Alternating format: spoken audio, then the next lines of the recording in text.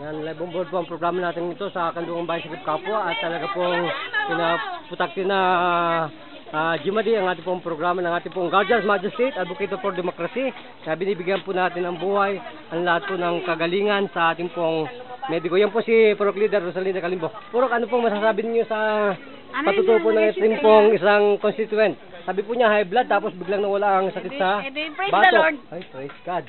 So marami po salamat po at napakabait po ng ating admin at ng ating barangay chairman. Yan po si Richard Ambita, ang ating pong chairman ng ating pong barangay Bagbag. Yan po isang guardian, kaya po napakabait. Ano po?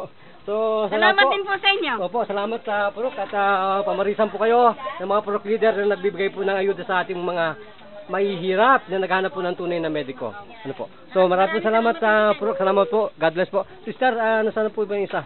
Isa po pala. So isa po, nagbabalita at nagsasabi po, gabayan po tayo ng Diyos. Sister, bago po magpaalam, nasaan po ang malabang mata? Malabo pa po? Hindi naman. So, diyan po kayo, 2 minutes lang at lalagyan po kayo ng herbal. So, nagpapatal po, nagbabalita sa ating lahat. Brother Jun, nagsasabi po kay Ponto ni Nabida at nagpagsalita na lang po ang inyong abang lingkod.